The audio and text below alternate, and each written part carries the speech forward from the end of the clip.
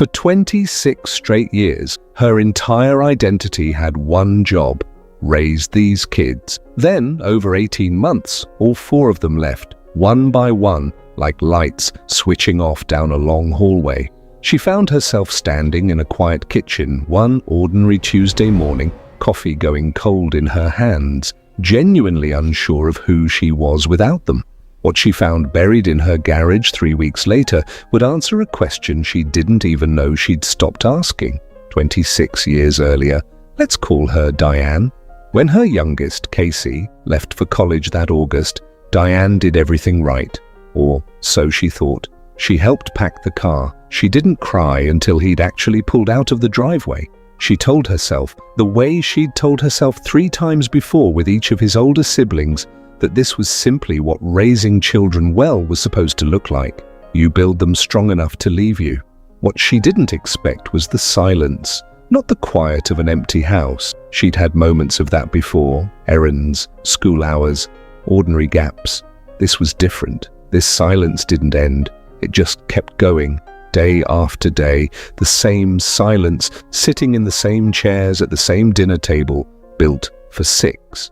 By the second week, Diane noticed she was making dinner for 2, herself and her husband, Paul, and still, out of 26 years of pure muscle memory, reaching for a 5th plate before catching herself. She started doing this almost daily, reaching for the plate, stopping, putting it back. Here's what almost nobody warns you about this stage of life. It isn't sadness exactly, though sadness is part of it. It's something closer to disappearing.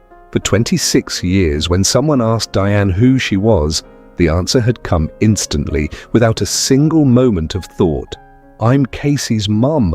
I'm Emma's mum. I'm the one who knows everyone's allergies, everyone's shoe size, everyone's Tuesday schedule. That answer had been so complete, so all-consuming, that Diane genuinely could not remember the last time she'd had to answer that question any other way. Now, at 51, sitting at a dinner table with just Paul, she caught herself unable to finish a simple sentence a friend had asked at lunch. "So, Diane, what do you do with yourself these days?" She'd opened her mouth, and nothing came. Not because nothing was there, because for the first time in 26 years there was no automatic answer waiting. Paul noticed the change before Diane could put words to it herself. He'd come home to find her sitting in Casey's old room, not doing anything in particular, just sitting on the edge of the bed, looking at the bare walls where posters used to be. He didn't say anything the first few times. By the 4th time, he sat down beside her and asked gently, "Are you doing okay?" Diane said yes, the way she'd said yes to every hard question for 26 years. It wasn't true, and some part of her knew it wasn't, but she didn't yet have language for what was actually happening. 3 weeks into this new, empty version of her life, Diane went into the garage looking for old holiday decorations, something to occupy a weekend that otherwise had nothing scheduled in it for the first time in decades. In the back corner, behind a stack of bins labeled in her own handwriting with each kid's name and grade, she found a box she didn't recognize at all. No label, pushed all the way to the back, behind everything else, like it had been deliberately hidden or simply forgotten so long ago it no longer registered as hers. Inside, she found a stack of sketchbooks. Her sketchbooks. She recognized her own handwriting on the covers, dated the summer she turned 22. Charcoal portraits, watercolor studies, and underneath all of it, an acceptance letter to an art conservatory in another state, dated the same summer, still in its original envelope. She had never told anyone about this, not Paul, not her own mother, not one of her 4 children, in 26 years of raising them, had ever once heard that their mother had been offered a place at an art school she never attended. She sat down on the garage floor, letter in hand, and something she hadn't cried about in decades finally broke open. Not because she regretted her children. She didn't. Not for 1 second, and she never would. But because sitting there, she realized she had spent 26 years being extraordinarily good at a role she'd built her entire identity around, while somewhere underneath it, an entire other version of herself, the one who painted, the one who'd been offered a real, serious future in art, had simply gone quiet, unmentioned, for so long that even Diane herself had nearly forgotten she'd once been her. If this story is hitting close to home, whether you're the parent whose house just went quiet or someone who watched this happen to a parent you love, hit like right now and subscribe, because every week we go inside a real psychological pattern like this one. What happened to Diane has a real name in psychology: empty nest syndrome, and underneath it, something researchers call role identity collapse. For decades, especially for parents who take on the primary caregiving role, the parent identity doesn't sit alongside other parts of a person's identity. It often grows to replace them almost entirely. This isn't a flaw or a failure of character. It's simply what happens when one role becomes so demanding, so constant, and so genuinely meaningful for so many years that other parts of a person's identity get quietly set aside, one at a time, without anyone ever deciding to do it on purpose. The unraveling Diane felt wasn't really about missing her children, though she did, deeply. It was about facing a version of herself she hadn't visited in 26 years and discovering she had no clear map for how to become that person again, or whether that person was even still in there.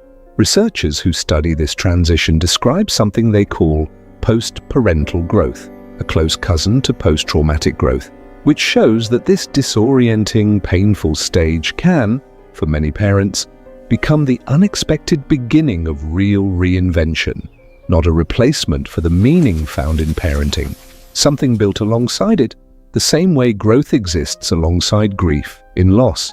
But this kind of growth requires one specific, difficult first step: actually looking at what got quietly set aside instead of leaving that box pushed to the back of the garage forever. Diane didn't enroll in art school at 51. This isn't a story about a dramatic, sweeping reinvention overnight. What she did was smaller, and it started the very next weekend. She bought a single sketchbook, new, and sat at the kitchen table, the same table built for 6, and drew for the first time in 26 years. Her hands shook. The lines were rusty, clumsy in a way that embarrassed her a little. She kept going anyway. She showed Paul the old sketchbooks a week later, the acceptance letter still tucked inside one of them. He looked through them for a long, quiet moment, then looked up at her and said, "I didn't know any of this." Diane said quietly, "Neither did I, really. Not anymore."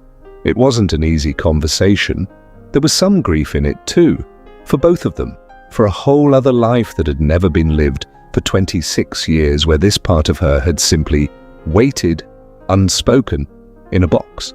6 months later, Diane was taking a weekend painting class at a local community center, alongside 2 other women, roughly her age, both navigating some version of the exact same empty house silence.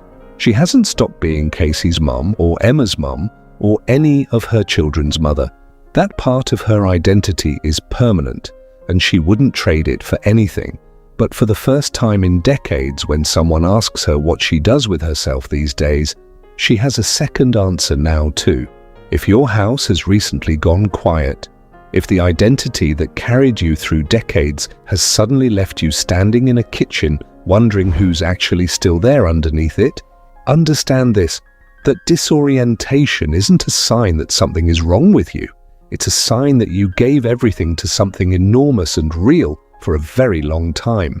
The version of you that existed before all of that is very likely still in there too, waiting, the same way Diane's sketchbooks waited quietly in that garage for 26 years. It doesn't erase what you built, it simply means the story isn't finished yet. If this story reached you today, hit like, tell us in the comments what's in your own version of that box, and subscribe so you don't miss next week's story. We'll see you in the next one.